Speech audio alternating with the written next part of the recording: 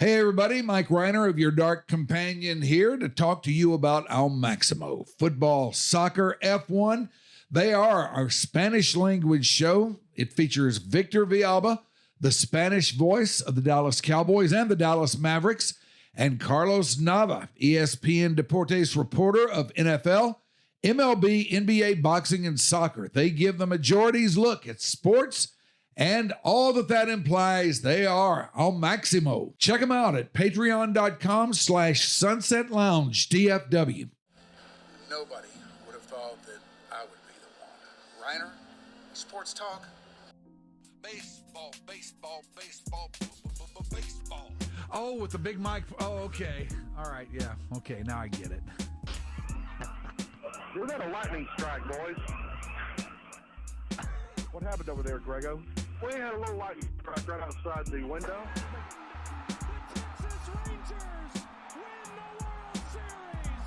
All right. Here's a tip for all these Americano League teams.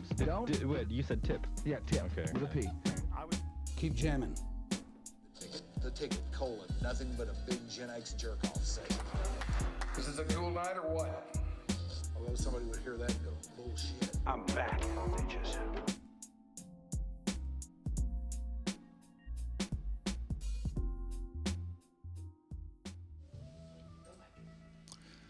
Hello, and welcome to another episode of Your Dark Companion.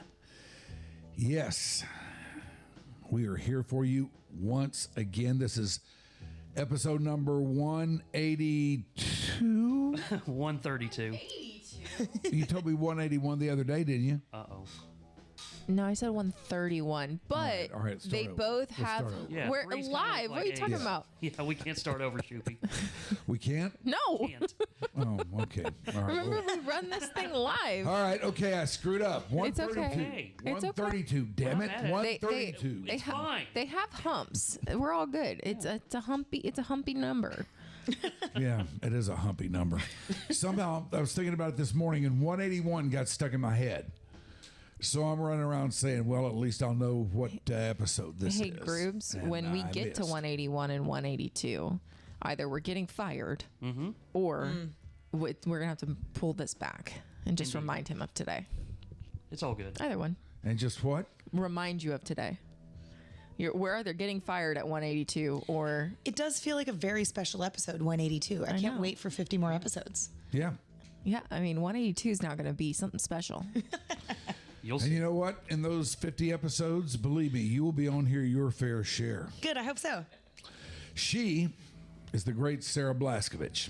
She does food and restaurants for the Dallas Morning News. She has been on here numerous times before, and she is one of the ones that we feel very compelled to check in with periodically because you cover a beat that is ever changing.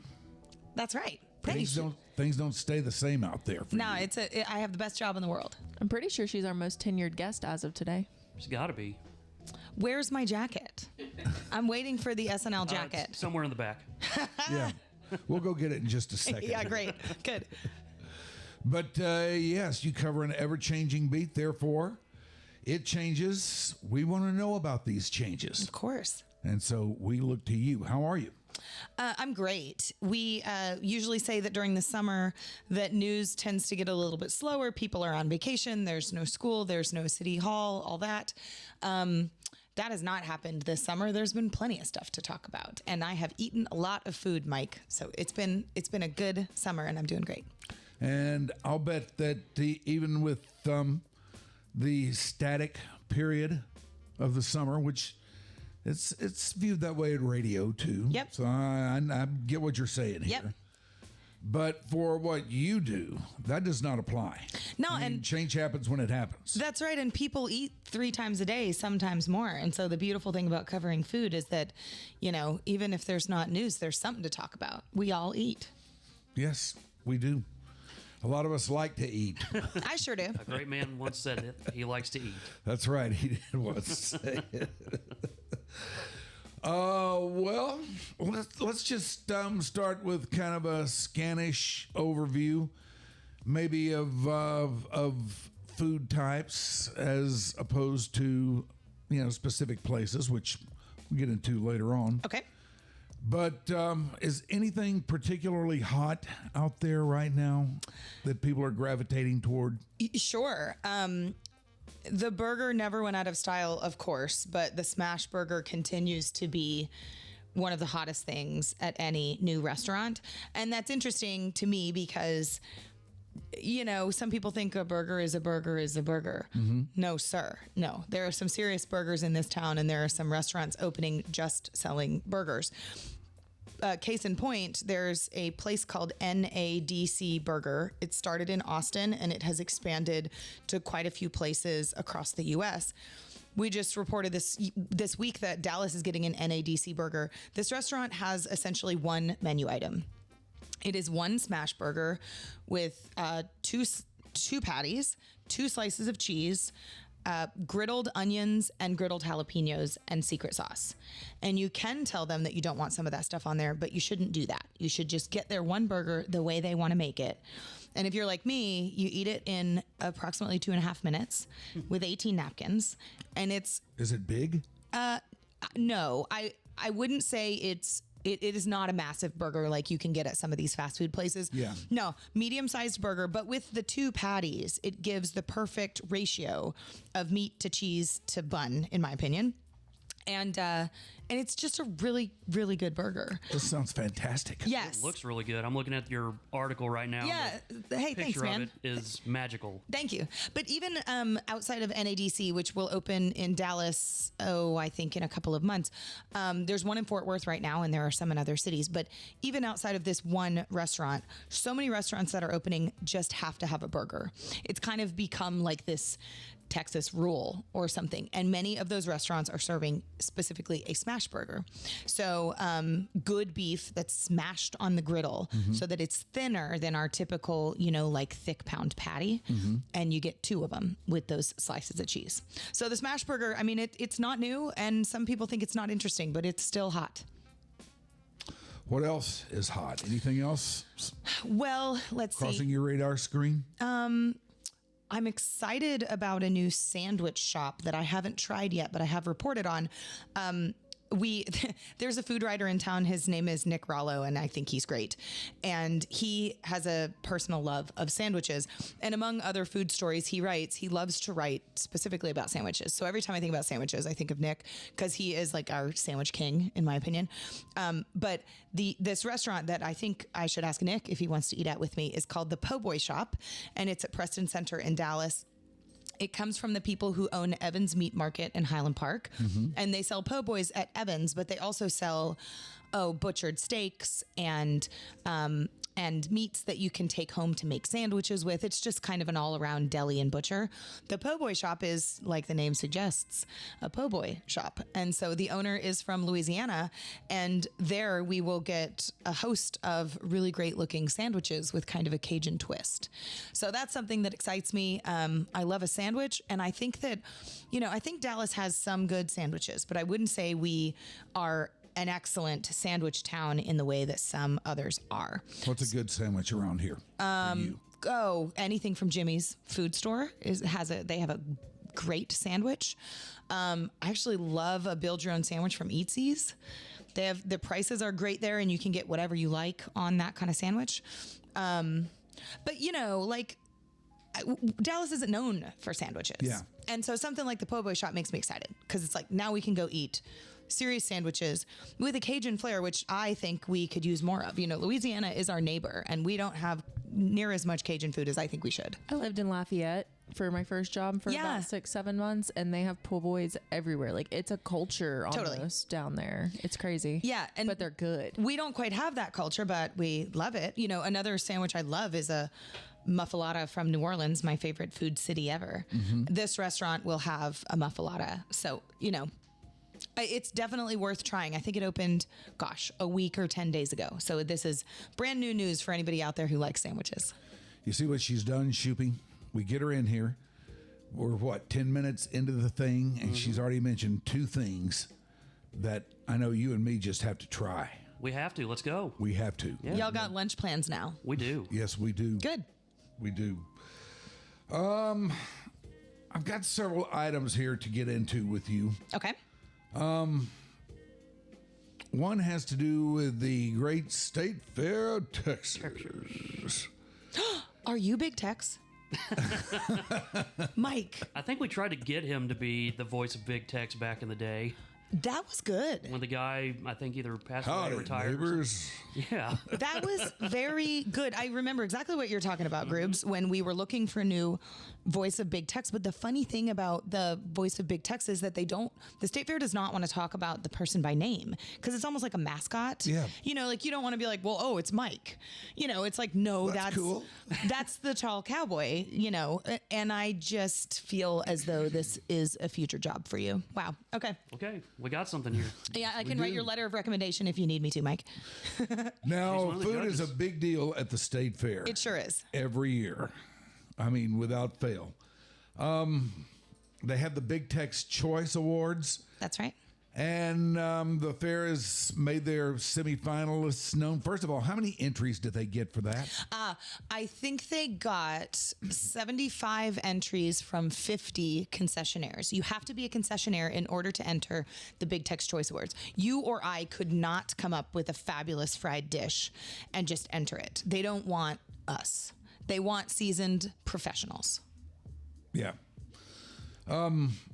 So they got 30 semifinalists. That's right. Have they sent you a list of these yet, or Yes. So how does this work for you? yeah, well, we start talking about the State Fair of Texas in June and July every year, which is nuts because, you know, the State Fair starts in September. This is very much a fall sport. This is a football Yes, it is. season sport. But I start thinking about the State Fair in the summertime. And actually, the concessionaires have been dreaming of what they're going to enter in this coveted contest for a year or so. I mean, I know people with binders full of recipes where they want, you know, they don't know what they're going to do next year, but they have a bunch of ideas, and all of those ideas are secrets. So I'm always like asking them, the concessionaires, year round, what are you working on? What do you want to tell me? And most of them won't, which I think is just like delightfully strange, but fun. Will they give you a hint? No. And in fact, this list of 30 semifinalists, which we can go through in a second, I don't know whose dishes any of them are. So like, I make bets with myself because I'm like, okay, well, this one's a funnel cake. Could that be the funnel cake people? You know, this one has this dish in it. I know they make really good barbecue. Could it be those people? But we don't know yet. And we won't know until they whittle the list of 30 semifinalists down to 10 finalists. And the 10 finalists is when I and other members of the media go at like 5 or 6 o'clock in the morning to a press conference at Fair Park. It is dark when we arrive. It's totally eerie and strange. And you go inside and they one by one announce the 10 finalists, and people come out holding their dish like it's a pageant, except it is still 6:05 a.m. Now, does this take place when the fair is actually going on? No, or? this is still at the run up to the State Fair. Okay. So this announcement is in July or August. And then from there, those 10 foods start to become famous. We start to write about them. We start to wonder whether we want to try them. You know, it becomes a moment. And all the food media in town, myself included, start writing about what we think about all these dishes. Then still before the fair has started, there is an award ceremony where they pick winners. So from those 10, we pick usually 3 winners, one for best taste sweet, one for best taste savory, and one for most creative. At least one year, one of the best winners also won most creative. So I say there's usually 3 winners. One year there was 2. Yeah. But then, and only then, does the State Fair start a few weeks later.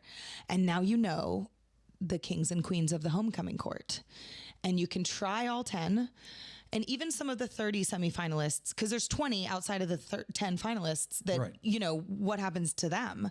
Some of the concessionaires still sell those, but they don't get the very beautiful placard that says they were a finalist. Because when you walk around the State Fair, you're looking for those like dangling little placards off of their booth that say, I'm something special. And so the finalists get those and the winners get those. And then, Mike, I make a sport out of eating every single one of these 4 or 5 times. That's And impressive. I'm not kidding. Like that's how it goes. Which items seem either disgusting Yeah. or wonderful? I'm so glad you asked. Well, I'm going to read some to you, and I want to Okay. know what you think. Okay. And Grooves and Ashley, I'm curious what you think too. Okay, let's start with one, a surprising dessert, okay? It's called the Churro Cheesecake Jalapeno Popper. And I picked this because I love a jalapeno popper. I think that's a great food. That makes sense to me. Yeah. This, though, is a dessert. So, like, I mean, the churro cheesecake might take you in the dessert realm, but I thought maybe we were doing a jalapeno popper just with some, sweet notes. No, this is a jalapeno dessert. So we got, and this is words from the State Fair. For those listening, these are not my words. Quote, classified as a bold reimagining of the classic jalapeno popper, this unexpected dessert pairs the gentle heat of fresh jalapeno peppers with a rich cheesecake filling. Covered in churro batter and delicately fried, because of course. The result is a surprising harmony of sugar and spice, finished with a dusting of cinnamon sugar and a side of dulce de leche sauce. That sounds good. The Churro Cheesecake Jalapeno Popper is a dessert with Texas-sized attitude and a true State Fair of Texas original. So in addition to concocting this crazy thing, somebody wrote this lovely paragraph to explain to dummies like me what in the world we're going to be eating, because I've never tried this. Now, Mike, would you try it? Yeah, I think I would try it because I'm a big fan of the jalapeno popper. Yeah.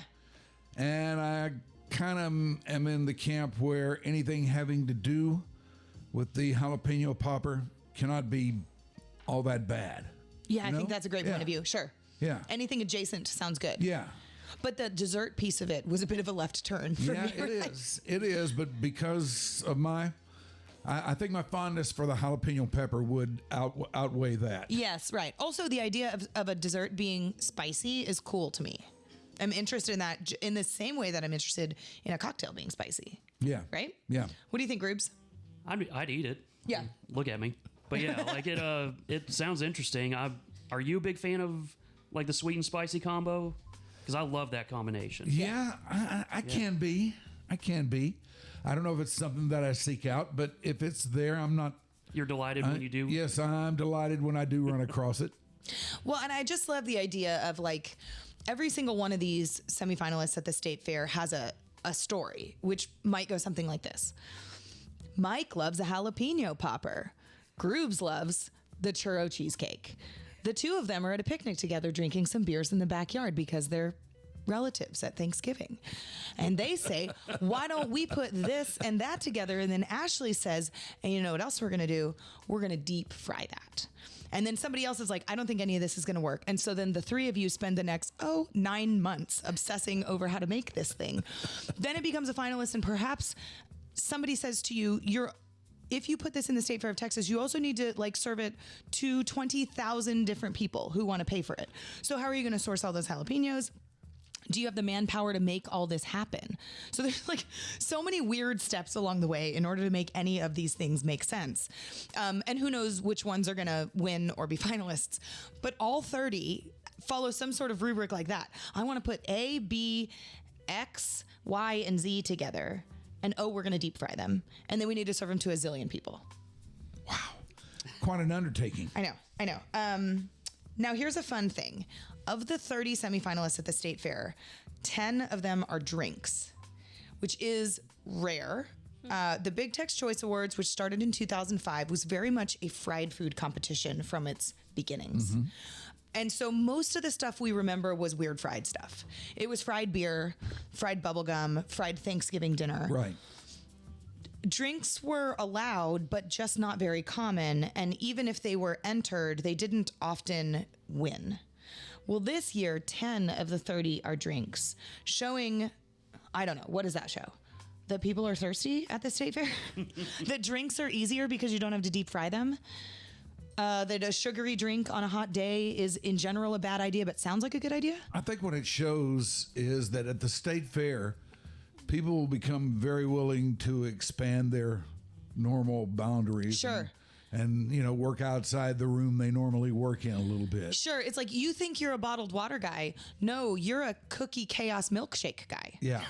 Which is an actual semifinalist. I was gonna say, is there as much thought put into the drinks as there Well, are? okay, the let's ask food? y'all. Here's the Cookie Chaos Milkshake. You tell me if this is enough thought. If this is as much thought as the Churro Cheesecake Jalapeno Popper. Say that 3 times fast. Okay. This shake is what cookie dreams are made of! Exclamation point. A rich, creamy cookie butter milkshake loaded with snickerdoodle chunks, golden Oreo cookies, and classic Oreo cookies for the ultimate cookie explosion. Gets topped with a fluffy swirl of whipped cream, a scoop of edible cookie butter dough, a perfectly perched Biscoff cookie. We're not even done yet. And a cookie butter drizzle that ties it all together.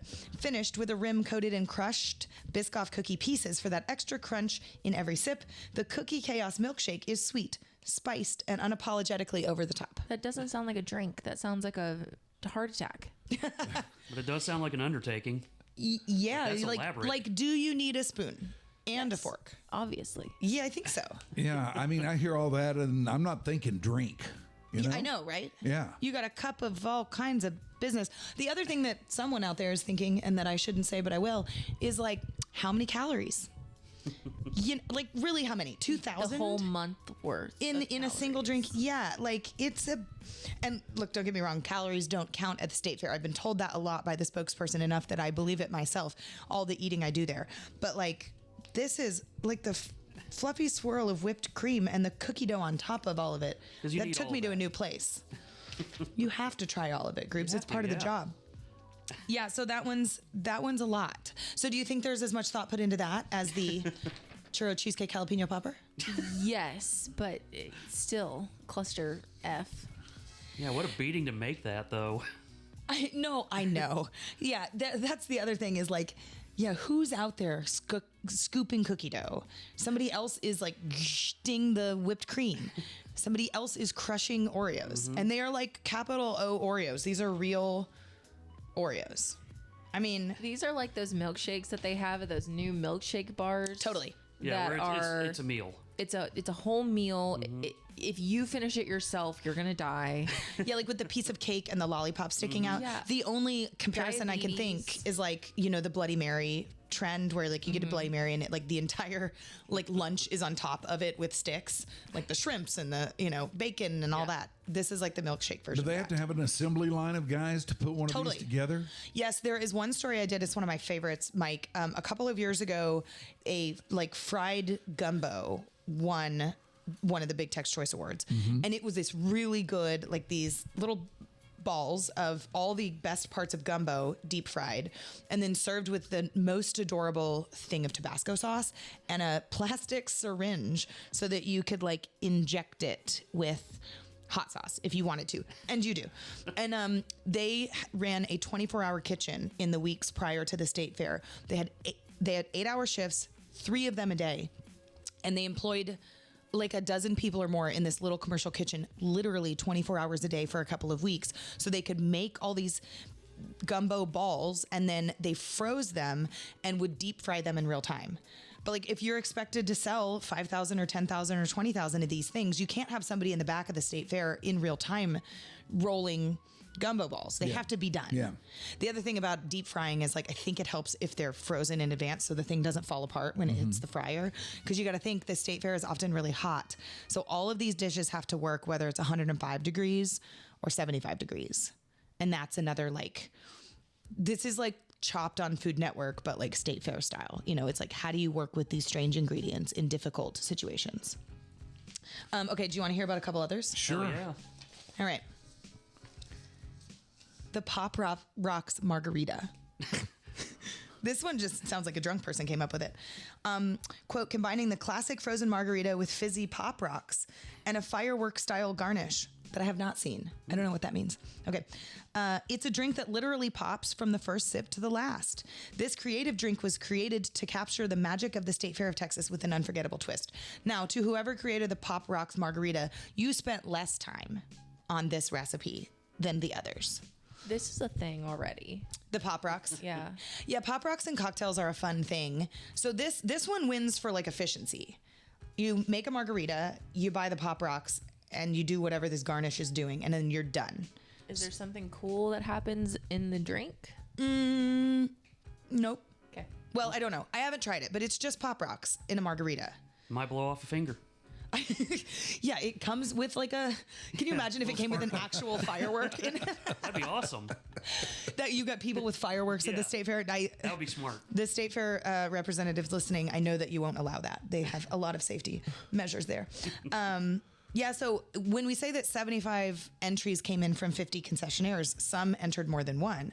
The Pop Rocks margarita guy or gal probably also entered something more involved. I hope. Okay, the Texas smoked brisket crepe. I'm interested in this. Tender smoked brisket wrapped in a cone-shaped savory crepe loaded with onions, tomatoes, arugula, and melted cheese, served with a smoky sriracha mayo and a punchy chimichurri sauce on the side. The Texas smoked brisket crepe is sure to knock your cowboy boots off. Saddle up. It's time to dig in the Texas way. More good marketing words. I was gonna say, I'm really impressed with We the don't writing. use these words in the newspaper, Yeah. but you can use them in the press release, I guess, if you want. What do you think about that? That's kind of hard for me to get my head around. It's a lot. Right, brisket in a crepe, which is kind of cool. I'm The in. smoky sriracha mayo and the punchy chimichurri both sound delicious to me.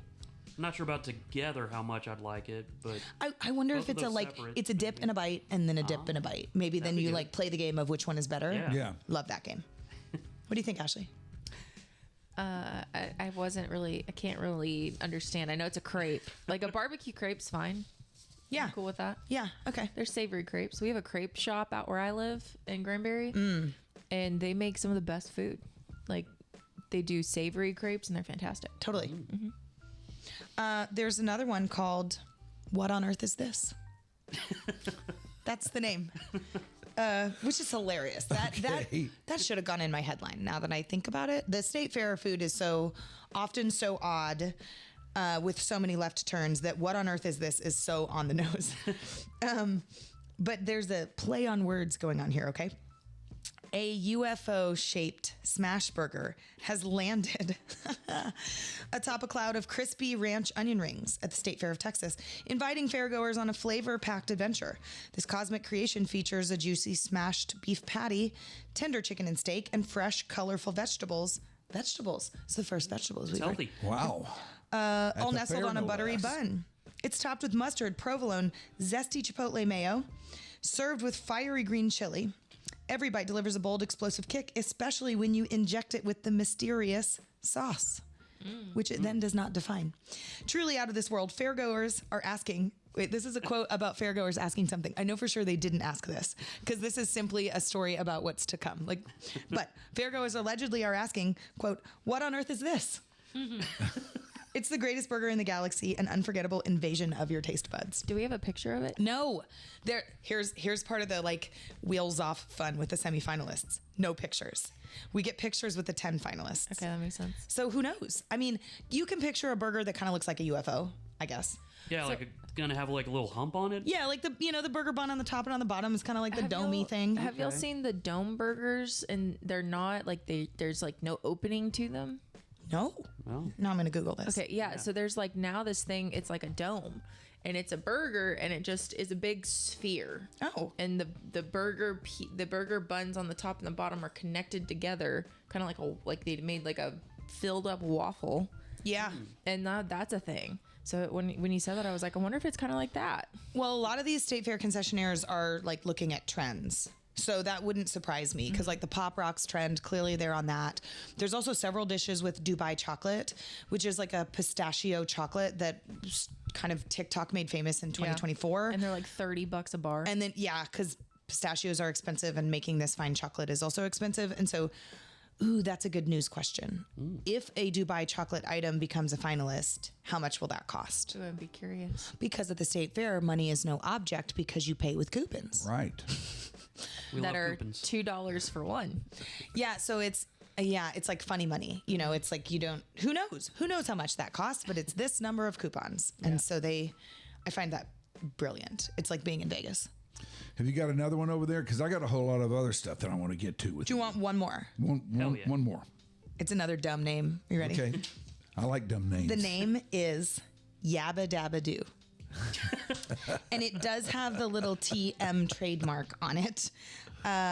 This is another drink, a dirty that serves up the ultimate fruity, fizzy fun straight from Bedrock. A Flintstones reference.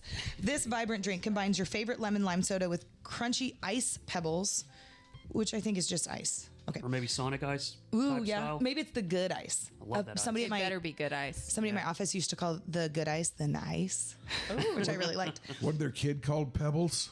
Yes. Flintstone Yeah. kid. I was going to say, That's are there why. fruity pebbles in this thing? Well, I don't know, actually. Let's get there. Okay, so we got lemon lime soda with ice pebbles, also known as ice, luscious strawberry and green apple syrups, and fresh mango and strawberries for a burst of flavor. But wait, a splash of coconut cream adds a tropical twist, while Skittles and lemon heads turn it into a playful, dirty soda. I'm out. Topped with a pineapple slice, whipped cream, chewy ropes, Ooh, and a sprinkle maybe of Nerd fruity Ropes? pebbles. Ashley, you win. This bubbly yard cup I'm is a out. party in every sip that will have you exclaiming, "Yabba dabba doo" at the fair. That's a I lot. cannot resist that. Really? Yeah. I need a There's just too picture. much stuff in there that I like. I need a picture of Mike drinking a Sprite with candy, a pineapple slice, and a whole bunch of other stuff in it. We are getting that picture when we go to the fair. Are we Yes, going to the please. fair? Sure. Yeah, I Please go guess to the we fair. are. I want you to go to Can the we fair. go to the fair with you? Yeah. Can we be your Sure. guest? You guys, I go and go and go. I just go a lot to the fair. So if you'd like to come with me, I would love that. Deal. Anyway, those are some of the 30 semifinalists at the State Fair of Texas. Has become a corner of my personality because I love the State Fair and I think the food and the drink are so wacky, but they're also kind of lovable. You know, it's kind of an everyman's thing. I think a lot of people in Dallas, I grew up in Dallas, grew up going to the fair. It is just a fun thing to do in the fall, and I love to poke fun at and love the food that Yeah. we serve there. Yeah. Well, here in our Fairburg, sometimes certain neighborhoods will get kind of hot Yeah. with food. And sometimes that'll change. One will be hot for a little while, but then out here in, on the east side of town, there will be another. And Totally. then there will be one in Oak Cliff.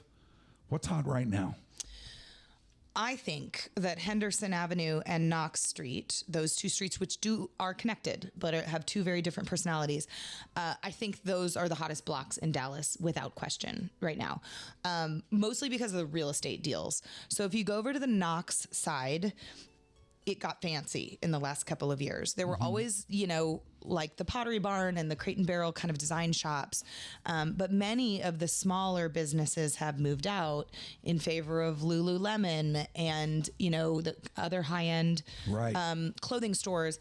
And then for anybody who's driven between Central Expressway and the Katy Trail on Knox anytime soon, was a big hole in the ground that is now becoming a massive high-end hotel with a development attached to it at Knox and Travis Streets. And this hotel will change the face of that part of Knox, in my opinion.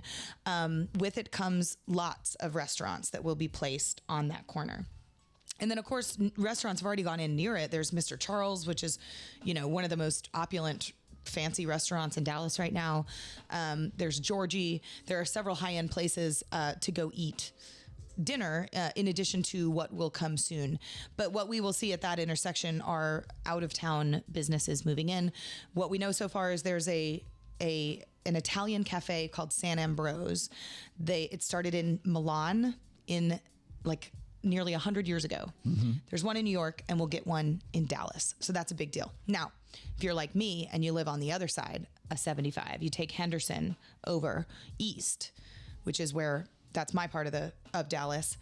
Henderson is so hot right now too, and it's kind of I think it's kind of a second rebirth of Henderson, because places like the Old Monk have been there a long time, more than 25 years. Right. And then you've got the Porch, which is still there and was redesigned after its 10-year anniversary. But there's a lot that's going to happen in the next little while. Very close to 75 on Henderson was a restaurant called Smithy. Before it was Hibiscus, this really wonderful Henderson Avenue restaurant that people loved. And Smithy is going to become a sports bar called Dudley's. And he's spending over $100,000 on televisions. So big place to watch sports. There's going to be a sports ticker so that you can know what's going on if you can't find your game. Right. And it has like this kind of country western theme with serious food, good looking chicken fried steak made with Wagyu, and of course a smash burger, because you can't have a new restaurant in Dallas without a smash burger. Brisket, deviled eggs, you know, that kind of like down home Texas food.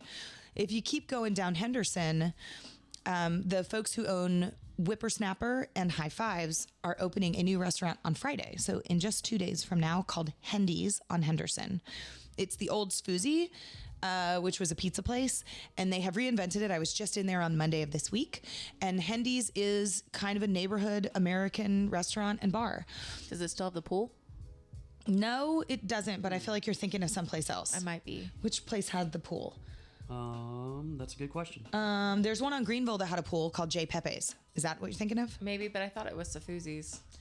Although there's been lots of locations of Sfoozy. Okay, that's what you're thinking of. I think there was one in Uptown that maybe had that.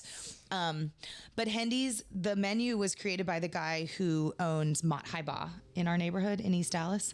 Great Vietnamese restaurant. And so on this menu, you've got a really good looking burger and a piece of lasagna and a bunch of cool looking cocktails. They're actually going to can their own vodka and gin seltzers with real ingredients in them. So Hendy's on Henderson will be, you know, one of many new places on that block to eat good food, but also drink late night.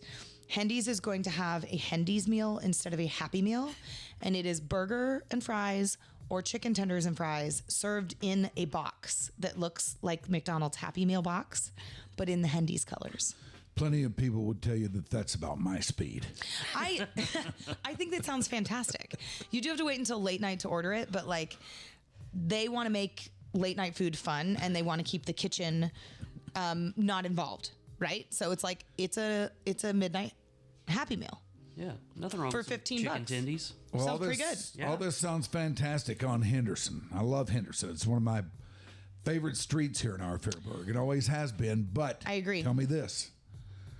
They're not going to do anything with Louis, are they? They're not going to do anything with Louis. Get this. This is so funny. Louis' sign blew over a couple of months ago. Yeah. And my husband was taking a long walk from our house and walked past Louis and said, the sign is down. What happened to Louis? And I was like, oh my God, I don't know. And so I immediately called Louis. They were closed that day. Called Louis. The voicemail said, yeah, we know the sign blew over, but we're still here. And then there was not much more than that. And then they like hung up.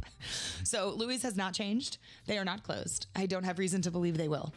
And it is one of the gems on Henderson Avenue. Good.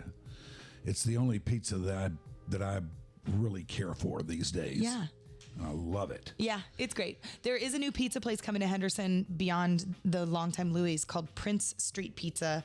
Comes from New York City. It's like a by the slice place. So that should be interesting. Like imagine if you're at the Monk and you're walking to High Fives or the Whippersnapper. The Whippersnapper has since closed. It's going to become a cocktail lounge called Boogie's where you can dance like Boogie. But if you're walking from the Monk to Boogie's, which is like quite a long walk, you'll walk past Prince Street, which was the former Fireside Pies, and they're going to sell you a slice of pizza. So unlike Louis, you About could a slice. Yeah, like you're in New York City. Like we don't really have that here. No, we don't. In Never Dallas. have. And so should you be drinking 1, 2, or 3 beverages and not driving, you could walk your happy little self down Henderson, grab a slice. Maybe it's 11:30 at night. Keep walking and grab another drink at one of a zillion great bars down the block. And I love that idea that like Henderson is a walkable, vibrant, fun bar district. She is the great Sarah Blaskovich of the Dallas Morning News. She writes about food units for the Dallas Morning News and does it quite wonderfully. As you can tell, she is extremely plugged into the scene, and we will have more with her in just a bit. But first, it's time for the dreaded mid-show read, Shoopy. Gotta say dreaded for it to fire off. Yes. All right, somebody else is at the helm God. today. Shoot, I forgot. Hold on. All right, we're good for right now. But what if I told you that if you are in pain and you're real anxious and real uptight and you're not sleeping at night, what if I told you there is a way for you to free yourself from that? And what if you could do it naturally? Then let us tell you about the CBD House of Healing. That is a women-owned boutique. They can help. They would like to help. They carry only products from their lab made to meet the highest quality and purity standards. Their owner, who is also an RN, emphasizes building trusted relationships through education, giving you the knowledge to care for yourself. That's their ultimate goal. Find your relief from the aches and pains, the emotional stress and drain of this world, and sleep again at the CBD House of Healing. Go to cbddallas.com. Find them at 8550 Plano Road, Suite 101, the northeast corner of the burgeoning intersection of Plano Road and Northwest Highway. Begin your healing at the House of Healing. You have one more. Also, let us tell you about the OG. The OG is back again tomorrow, the 10th of July. Grego, Shoopy, and I together again, talking sports and only sports and sharing our hardline positions on all the teams, athletes, coaches, ownership, and why things are the way they are. Join us live on Patreon or in person at Birdie's East Side, 6221 East Mockingbird Lane in Dallas. It is the OG coming up tomorrow. What time did I say it was? 11 o'clock. Starts at 11. 11 o'clock. There you go. All right. All right, we survived. We did it. Yay. Oh, that was really stressful. I thought it went well. You thought it went well? Yeah, I'm just sitting here watching. I thought that was pretty good. I couldn't see the screens. I couldn't tell if I was going impressed. fast enough for you. It's very stress-inducing. This podcasting stuff, I tell you what, it's hard. This is Yeah. TV. What are you talking about? Yes, You want to talk some barbecue here? so much. I love right. barbecue. Yes, All right. Where do you go for it? I went to a great place last week that anybody who's willing to take a short drive totally has to visit. It's called Smoketown in Roanoke. And smoke is spelled S-M-O-A-K, like Justin Smoke. Yes. yes. Former Ranger grade. And that's a great last name, by the way. Yeah, and it is a food truck in a parking lot in Roanoke. So you drive east of Dallas, up and over Lake Ray Hubbard, and then it's a little bit after that in Roanoke. And the reason why I went is because Smoketown made Texas Monthly's list of the top 50 barbecue joints in Texas. I was just looking at that. Yes, and Texas Monthly only released a list like this every 4 years. When they do, I at the Dallas Morning News am always looking for how many are in Dallas-Fort Worth, how many did we already know about, how many are surprises. I'll give a lot of credit to Daniel Vaughn, the barbecue editor at Texas Monthly. I know him well, and I believe he's the best barbecue taster in the country, probably. And he just he makes drives all over the state to find places big and small that are great, and he does a better job than anybody at it. But I like to follow the places I haven't been to. I'd like to think that there aren't going to be a lot of places in DFW that I haven't been to, but Smoketown was on his list. And so I was like, well, shoot, I got to get out there. And right around Father's Day, I'd written a story about a man who for the third time is going to eat his way through this top 50 list. So he spent 3 years the first time getting to all 50. He 17,000 miles on his car or something like that. And the second time he did all 50 in about a year. And he did revisit. It's not like, oh, if you've been to one the first time, it counts. It doesn't count. Because there's this thing with the barbecue list where you get a paper passport, a barbecue passport, and you get a stamp every time. And he showed me his last 2 booklets, and he'd put them in a Ziploc bag because they're kind of special. You don't want to get like barbecue sauce on them, although you eventually do. Yeah. And so I met this guy, I found him fascinating, and I wrote about him around Father's Day because he was just starting his barbecue pilgrimage. He's a dad himself. He's about to become a grandfather. And I really ended up, we ate together at a restaurant in South Dallas, a barbecue place, and he got his first stamp. And we did that together, and I watched him eat barbecue and order barbecue in a way that only a barbecue fanatic could. So I told him at the time that I hadn't been to Smoketown in Roanoke, and he said, well, when I go, why don't you come with me? And now, this guy and I, we both like barbecue, and I find him so fascinating that he has a full-time job and a life, and yet he also like travels all over to eat barbecue. And so the two of us went last week to Smoketown and had a really good barbecue lunch. Really good. The brisket was excellent. They also make, I feel like this is going to be my new theme, Mike. They make a killer cheeseburger at this barbecue place. And that's a funny side thing because a barbecue joint really needs to do brisket, sausage, and ribs well. Yeah. Good if they have good sides, but that's the rubric in Texas. Brisket, rib, sausage. I like to order turkey, as does this barbecue fanatic I was talking to, because really good smoked turkey is an excellent barometer if everything else at that place is good. Yeah. So I almost always get the turkey also. But now we're seeing all these restaurants also make cheeseburgers. And what they're often doing is using all or part of the brisket scraps, sometimes mixing it with regular ground beef, sometimes not. There's a place called Dane's Barbecue in Alito, which was number 7. That's what I was going to ask you on about. the list. It is really good. Perfect. I'm going to stop on my way home. You really should. I ate at Dane's 5 days before the Texas Monthly list came out. And I ate there specifically because I thought they'd be on Texas Monthly's list. And I'd been before, but I wanted to go back and interview the owner. And I didn't want to get superstitious about it. So I didn't tell him that my timing was because of that. But I really believed Dane's was going to do well. And they did. Number 7 in the state. And Dane's makes a brisket cheeseburger that is so good. It is stupid. And there are so many other good things at Dane's. You should go for the barbecue. But I watched people go in there and just get a cheeseburger. Like it's a burger joint. Yeah. Which is fun. And it being in Alito is interesting to me just because it's so far out of, it's not far, but it's farther out from Fort Worth. Barbecue is one of the few cuisines that can work in the middle of nowhere, and people who don't live in that small community or in within a 15-minute radius will drive 8+ hours to go there. That's what barbecue has become. As one of those people who will do just that with my family. So in Glen Rose, they have a spot, it's between Granbury and Glen Rose called Massey's. Okay. I've not been there. Okay. Should I? Yes. Okay. It's literally on a road that there's nothing else going on but Massey's as you're going to, what's it called? That dinosaur place? Yeah. Yep. That or Fossil Rim. And then there's one other one that I was thinking of. Oh, and then there's one called Chop City, and it's in Toller, but where it is in Toller is literally deserted. Yeah. There's nothing else but that. In a world where a restaurant owner in Dallas spent $20 million on a steakhouse build out in Uptown, you can also have that little place in Toller where rent is very low.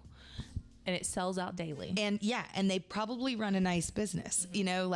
Barbecue is special for so many reasons, but one of the reasons is this out of the way thing. Yeah. And I, like Ashley, will drive almost anywhere and wait a long time, because what you do at a barbecue place is what I like to do anyway. You sit and you chat with the people around you while you wait, and you drink together. And I'm like, I'll do that on a Saturday morning. You bring a 6-pack of Shiner or whatever you like to drink, and you pass one to the guy behind you and the guy in front of you, and you learn that where they grew up and what they like to eat. And, an hour later, everybody gets their food and you're best friends. I love that. Where do you go around here for it? My very favorite place to take out-of-towners did not make Texas Monthly's list, and I feel sad about it. Terry Black's in Deep Ellum is the best all-day barbecue. They just opened one in Fort Worth. They have one in Fort Worth, too. It is so consistently wonderful. And It's going to drop $100 though when you go easy. Barbecue is not cheap anymore. Used to be, right, that brisket was a cheap cut of meat, and the reason you cooked it low and slow for 12 hours was to make it taste good, because it needed all that time in order to get tender and moist. Now brisket is expensive for those barbecue pitmasters to buy, and it's expensive for you, the customer, to buy. This is not really an everyman sport anymore. Yeah. Although one thing, I was talking to this barbecue fanatic about how you order food if you go to 50 places, because in addition to the travel money, there's also just so much money put into that excursion. That's a lot of money on barbecue. And he said something that will stick with me, which is every time the rest of us go to a barbecue place, we get like excited. And so it's like, well, I'll take a pound of brisket, you know, and a pound of sausage or a couple of links of sausage, and I'll take a half a pound of turkey. And then I want the pint of mac and cheese. And then you're like, wait a minute, it's just me. You know, like that. That's food for a family. And so he said, if you can ever get a quarter pound of anything, and you can't always at some of these restaurants, but if they'll give you a quarter pound of brisket, if they'll give you half a sausage link, he's like, you just want to try everything, but you don't need leftovers for eggs the next day. You don't need food for your children. You're just trying to try all these places. So I watched him like sort of edit his order in real time, and he probably saved himself $20+ Oh, wow. just by not being like, oh, I need to have everything. Interesting. Yeah. Anybody got places around here they go to for barbecue? You got one, Shoopy? Let's see. Typically, I've gone to like Pecan Lodge and places like that, but I haven't. As I'm thinking about it, I haven't really had barbecue in a while. You know, I need to fix that. We eat that all the time at I my love house. barbecue. I just haven't done it in a while. Pecan Lodge has been famous for a while, and it was on Diners, Drive-Ins, and Dives, but I don't know if y'all heard why it's recently famous. Tom Cruise ate there. Yeah, I right. saw that. Yes, he was in for the Mission Impossible premiere in Dallas and stopped at Pecan Lodge and allegedly ordered all this stuff. And on that day, there was a funny like behind the scenes news moment. So I knew Tom Cruise was eating somewhere, and I knew it was barbecue.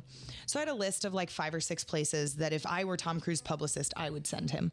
And I started reaching out to the people I knew at those barbecue places. And I said, quite simply, you may not be able to tell me, but I think someone famous is coming, and they're going to, I don't know if they closed the restaurant or if they just kind of cordoned it off, but the barbecue place that was going to have Tom Cruise in knew about it in advance. So I reached out to 5 or 6 places, and I said, I think a famous person is coming to your place of business. You don't have to tell me now, but I'm telling you now that I'm going to call you in a couple of hours and ask you about it.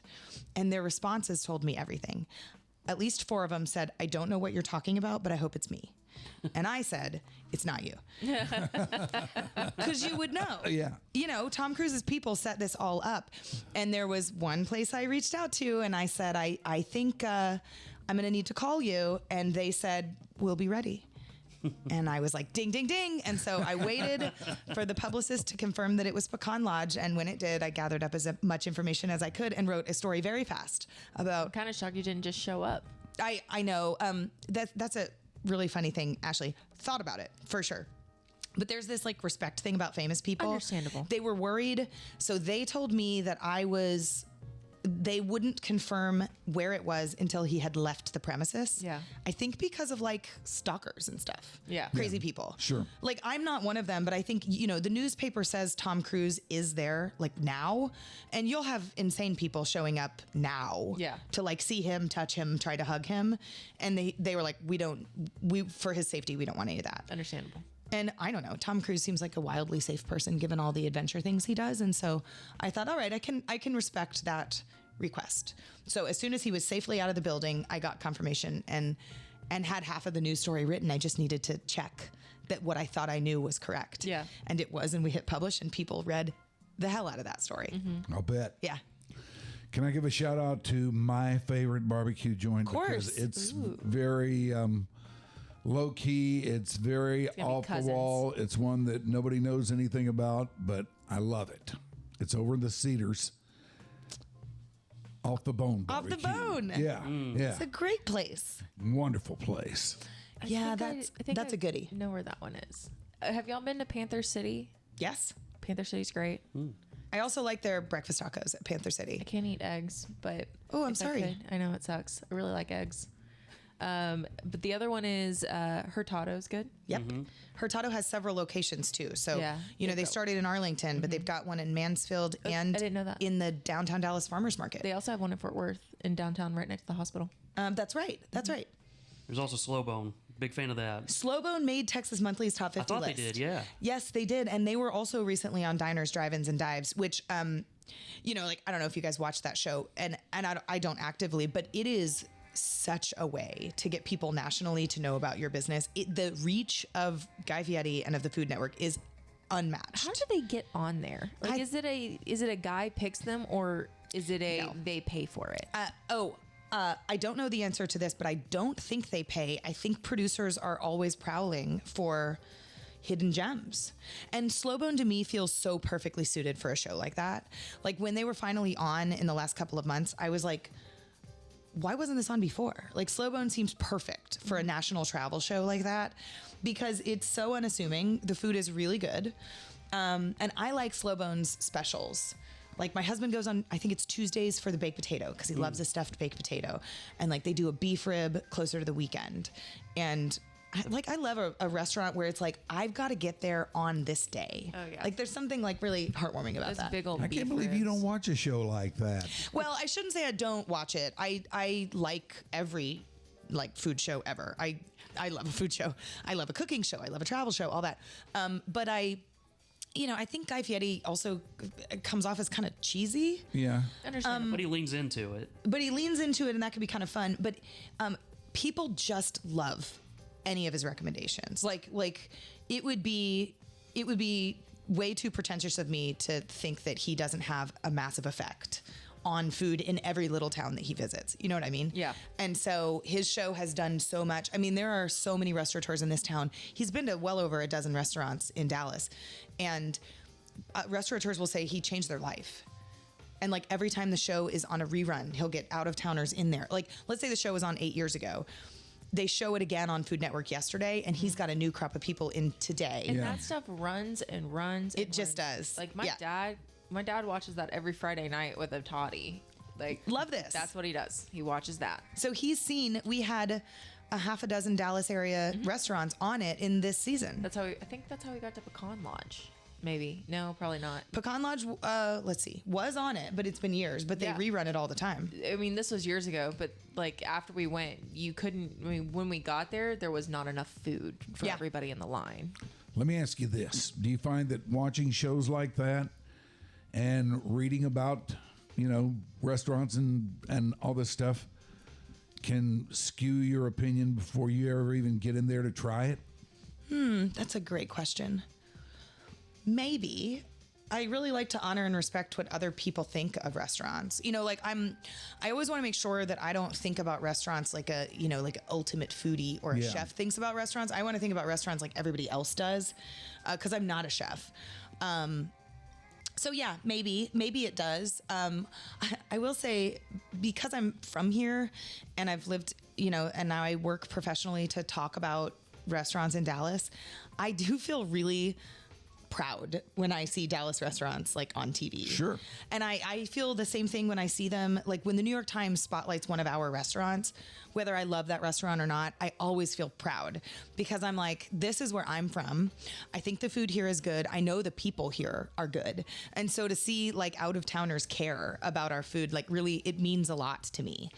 And I mean, probably every week there's some national something, whether it's TV or media saying something about Dallas restaurants. And we write about those things too. And people read the heck out of them. You're a good too, Sarah Blaskovich. Well, thank you. Thank you. And this has been a delight as always. Always great to have you in here. Not only are you a font of information, but you're great to be around. Well, thank you. You're a great hang. I want to tell your listeners that if anybody has food questions for me, I really do like to answer them. And you can email me at sblaskovich@dallasnews.com. If you can't figure out how to spell that, just Google it. I'm sort of out there. But I love to make recommendations for where people should have lunch or dinner, or, you got a friend in town. Should I eat this barbecue place or that barbecue place? I would love to answer people's questions and be a resource. She is the great Sarah Blaskovich of the Dallas Morning News. We're offering you the time of your life. MLB is back at Cosm. Now, this is an experience you do not want to miss. Right now, you can win the Cosm experience. This week, your Dark Companion is giving away a pair of tickets to the Rangers-Astros game this Saturday, the 12th of July at 6:30. Go to @YourDarkCompanion on Instagram. Follow us at CosmDallasTX and comment and tag the person you would like to take with you while you're at it. Follow all the Stolen Water shows at Just Wondering with Norm Hitzges, at the Clubhouse podcast, at Al Maximo podcast, at Shippy Grooves, at Beer 30 Sports O'Clock, at Mac Eagle Prof. You never know who is giving away the next pair. There are 2 more games coming this month, so get down on this. Remember, you can find all episodes on our Patreon page. You can find us on YouTube and Spotify. Listen, follow, share us on your social media. That means everything to those of us who swim in the waters of the podcast. And while we're at it, if you're feeling what we're throwing down, how about a nice review? If you're by the channel on Spotify or Apple Podcasts, you can help others find us by leaving a review. That will do it for today. Thanks to Shoopy. Thanks to Ashley. Thanks to the great Sarah Blaskovich of the Dallas Morning News. Check her out there. Check her out here. Check her out wherever she pops up. She will not lead you astray. Thanks for watching. Bye.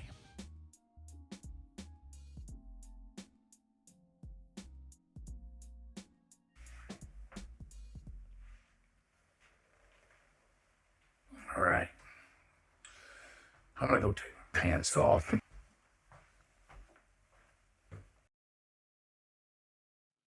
Your Dark Companion is a Stolen Water Media presentation.